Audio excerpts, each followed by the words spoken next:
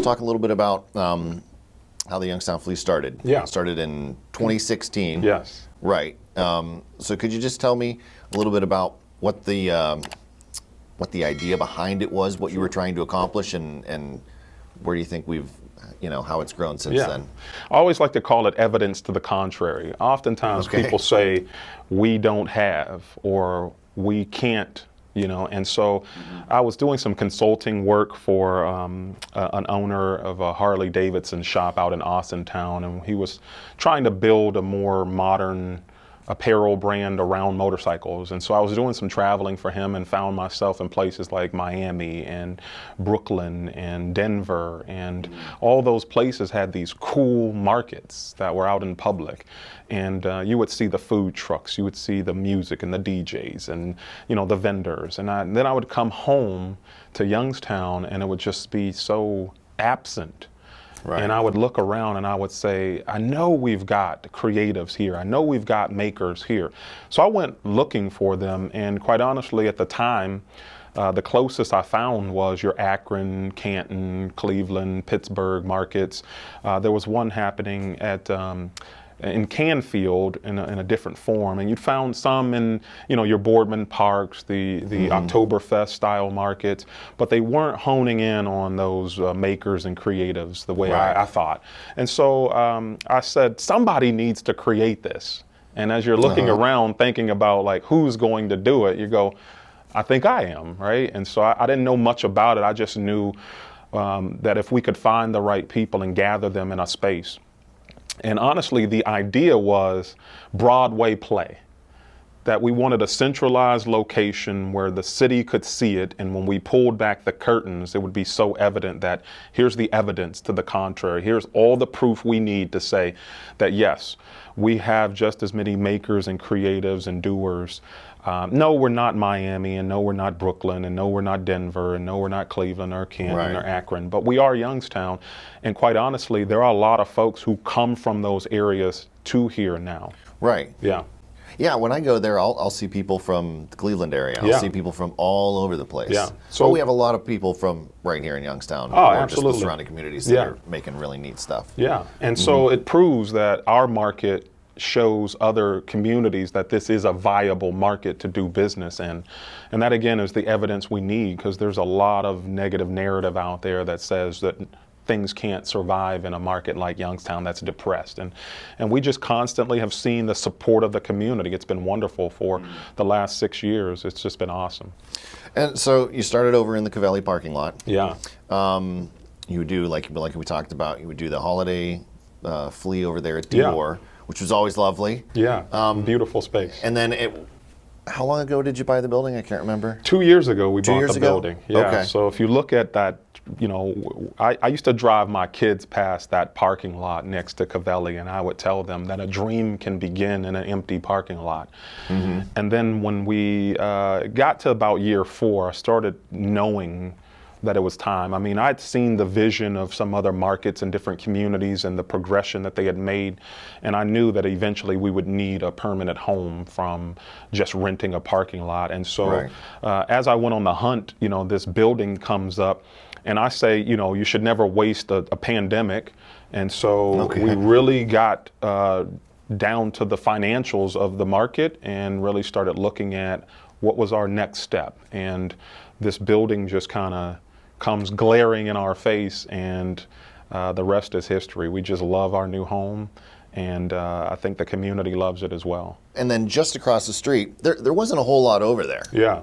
A few years ago, but now just across the street, you have Penguin City Brewing. You have Dope Cider House, yeah. And again, built into an old steel mill. Yeah. The interesting part is during the pandemic, the owner of Penguin City, Aspasia Lyris, we worked together with the amphitheater downtown, and we hadn't seen each other all summer long due to the pandemic. And when the orders were lifted, she handles an outdoor movie series at the amphitheater, and so we were able to do that late fall. So we connect with one another at the amphitheater to do the movie series, and we were catching up with one another. And she's telling me about Penguin City's next move. And she says, I'm buying a building. I said, congratulations. And she says, I'm worried about who my neighbors are going to be. Oh. There's a building across the street that Sure. I heard is up for sale. And I said, oh, well, where are you buying a building? And she said, you know, the old William B. Pollock building at Republic Steel. And I said, oh, okay, well, what kind of neighbors are you looking for? And in my head, I know that I'm the one she's speaking about who's buying the building across the street. And she goes, I don't know. And I'm like, well, what do you think if the Youngstown Flea would be a neighbor? Would that be a cool neighbor? And she's like, oh, that would be awesome. And I go, well, we're the ones buying the building. Howdy, so neighbor. we had no clue that we were each purchasing Sure. these buildings. So it's just been a wonderful experience. And so you birth or rebirth, you know, on the east end of downtown, and bring some much needed visibility and much needed conversation about the entire city. That, you know, we are in a space where we shouldn't give up 1 inch of our community and forget about these spaces and places, because they all have viability and they can have vitality to them. We just need to shift how we see these spaces. And again, you know, they have 32,000 square feet of an old, you know, mill supporting building. My building, close to 25,000 square feet of a former foundry from 1870. You know, I think county auditor records list my building as the oldest building still standing in our downtown. Oh, really? Yeah. And so it's just amazing that we can take these spaces and reimagine them, and that quickly reignite something in our community. Are there any plans for further collaborations or anything, you know, building up that side of the downtown? Or absolutely, you know, a lot dreams, of those, yeah, you know, for sure. like, You know, a lot of the businesses on that end have jointly requested some of the ARP funds from the city to try and do some things from the east end. I know that there's a planning grant that the city was awarded for $100,000 to study the Crab Creek district, which includes that east end area. But as business owners, we're having conversations, again, with Culturati, that's in the old Iron Man warehouse studios. Okay, yeah. You know, Dope, you know, Cider, Penguin City, and myself, and, you know, MS Consultants on that end, the Eastgate, you know, Mahoning River Revitalization Plan, that all runs right through that area. And so there's some exciting conversations going on about how do we get to that river. Inside of our building at the Flea, we've given some space to the owners of Yogo Bike Sharing, who's going to do the bike sharing program throughout the community, and we're going to be a hub for that.